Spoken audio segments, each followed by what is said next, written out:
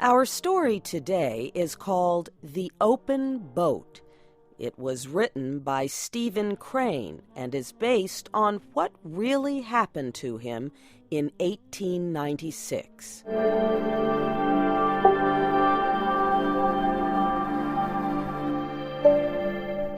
The small lifeboat bounced from wave to wave in the rough seas of the Atlantic. The 4 men in the boat could not see the sky. The waves rose too high. The waves, with their white tops, pushed at the open boat with angry violence. Every man thought each wave would be his last. Surely the boat would sink, and he would drown. The man thought that most adults would need a bathtub larger than the boat they were sailing. The waves were huge, and each created a problem in guiding the direction of the boat. For 2 days, since the ship sank, the 4 men had been struggling to reach land. But there was no land to be seen.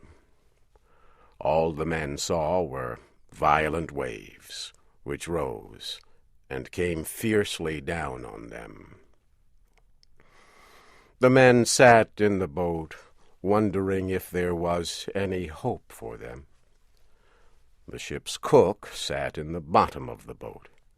He kept looking at the 15 centimeters which separated him from the ocean. The boat had only 2 wooden oars. They were so thin, it seemed as if they would break against the waves.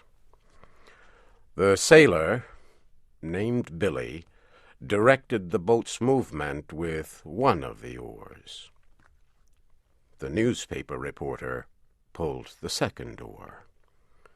He wondered why he was there in the boat. The 4th man was the captain of the ship that had sunk. He lay in the front of the small boat. His arm and leg were hurt when the ship sank. The captain's face was sad. He had lost his ship and many of his sailors. But he looked carefully ahead, and he told Billy when to turn the boat.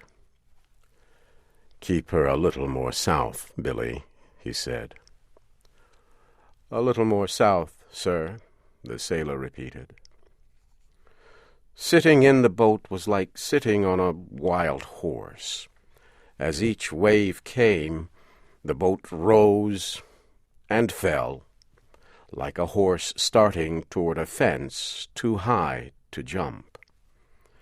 The problem was that after successfully floating over one wave, you find that there is another one behind it, just as strong and ready to flood your boat. As each wall of water came in, it hid everything else that the men could see. The waves came in silence. Only their white tops made threatening noises. In the weak light, the faces of the men must have looked gray. Their eyes must have shone in strange ways as they looked out at the sea. The sun rose slowly into the sky. The men knew it was the middle of the day because the color of the sea changed from slate gray to emerald green with gold lights, and the white foam on the waves looked like falling snow. As the lifeboat bounced from the top of each wave, the wind tore through the hair of the men. As the boat dropped down again, the water fell just past them. The top of each wave was a hill from which the men could see for a brief period a wide area of shining sea. The cook said, The men were lucky, because the wind was blowing toward the shore. If it started blowing the other way, they would never reach land. The reporter and the sailor agreed, but the captain laughed in a way that expressed humor and tragedy all in one. He asked, "Do you think we've got much of a chance now, boys?" This made the others stop talking. To express any hope at this time, they felt to be childish and stupid. But they also did not want to suggest there was no hope, so they were silent.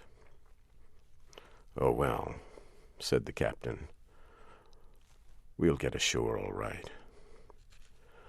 But there was something in his voice that made them think, as the sailor said, "Yes, if this wind holds." Seagulls flew near and far. Sometimes the birds sat down on the sea in groups near brown seaweed that rolled on the waves. The anger of the sea was no more to them than it was to a group of chickens 1,000 miles away on land. Often the seagulls came very close and stared at the men with black bead-like eyes. The men shouted angrily at them, telling them to be gone. The sailor and the reporter kept rowing with the thin wooden oars. Sometimes they sat together, each using an oar. Sometimes one would pull on both oars, while the other rested. Brown pieces of seaweed appeared from time to time. They were like islands, bits of earth that did not move. They showed the men in the boat that it was slowly making progress toward land.